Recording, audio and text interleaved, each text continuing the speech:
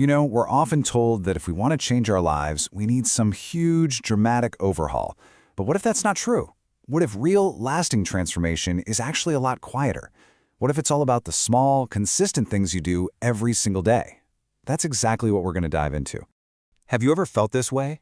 You get this big burst of motivation. You set a massive goal for yourself, and then, well, life gets in the way.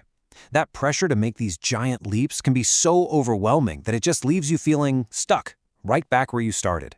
It's a really common feeling. So we tend to think in these all-or-nothing terms, right? It's either run the full marathon or don't bother, a total life reset or nothing. But the real power, the sustainable power, is in those quiet daily habits. Instead of a marathon, just go for a walk. Instead of quitting your job, just read one page of a book. It's a completely different mindset, and honestly, it's way more effective. I love this metaphor because it just hits the nail on the head. One single drop of water does absolutely nothing to a rock, but she let millions of those drops fall over and over, and eventually they can carve a canyon. That is exactly how your small habits work. They compound over time. So here's our game plan. First, we're going to bust that myth of the overnight transformation. Then we'll talk about starting with your physical space, then reclaiming your mental focus. After that, we'll get into the really crucial part, building unshakable self-trust. And we'll wrap it all up with how you can take your very first small step today. All right, first up, your space. It's something we don't always think about, but the environment around you has a massive impact on what's going on inside your head. A little bit of external order can create a whole lot of internal clarity. Okay, picture this. Your alarm goes off. Maybe you hit snooze a couple of times, and the second you open your eyes, you're already behind. The day feels like it's happening to you, and you're just reacting to the chaos. Sound familiar? So what's the fix? It's almost ridiculously simple. The moment your feet hit the floor, just take 2 minutes, and make your bed. That's it.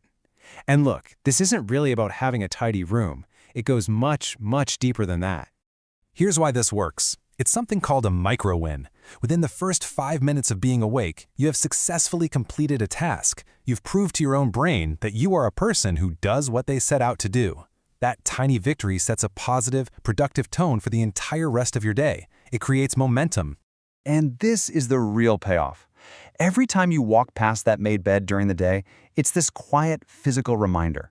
It's a little signal that says, hey, you started right. You showed up for yourself today. It's a tiny habit that gives you a huge psychological boost. Okay, so we've sorted our physical space. Now let's move inward and talk about our mental space. How do we find even a little bit of clarity in a world that is just designed to distract us 24/7? You know that feeling, right? Your brain is just buzzing with notifications, emails, social media. It's like this constant digital noise.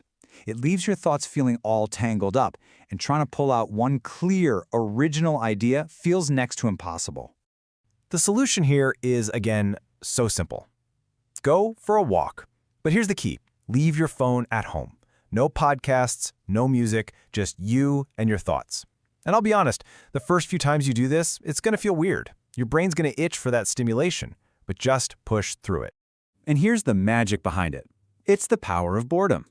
When you finally stop flooding your brain with outside information, you give it the space it needs to actually process things. It can untangle problems, connect ideas, and come up with new stuff. What we call boredom is actually the breeding ground for clarity. And this really says it all. Your best thinking, your breakthrough ideas, they probably won't come while you're consuming more and more content. They show up when you finally disconnect from all of that and just connect with your own mind. This brings us to our last big idea, and honestly, it might be the most important one of all, building self-trust. Because without this, none of the other habits really stick. This is the bedrock of any real progress. Oh, this is such a painful cycle. You make a promise to yourself, I'm going to work out this week, I'm going to start eating better, and then you don't. And every single time you break a promise to yourself, you chip away at your own self-trust. Your brain literally starts to learn that your words don't mean anything. So how do we fix this? You start small. I mean, ridiculously small. Pick one tiny promise you know for a fact that you can keep. Something like, I will drink 1 glass of water before I have my morning coffee. See, the goal isn't the hydration. The goal is the act of keeping the promise. What you're doing is building what the source material calls inner gravity. Think about it like this. Every time you keep your word to yourself, you add a little bit more mass to your self-belief.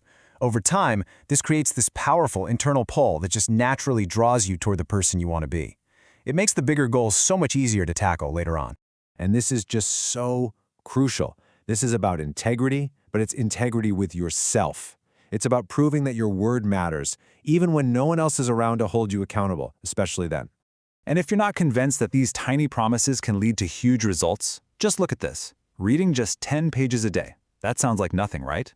But that adds up to 3,650 pages in a year. That's about 12 books. A tiny, almost unnoticeable daily habit turns into a massive annual achievement. It really works.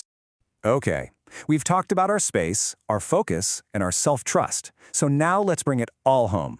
Let's talk about where real change actually begins, with your very first step. So let's just recap the core ideas here. Number 1, start small. Forget about intensity, focus on consistency. Remember, that one small win gives you the momentum for the next one.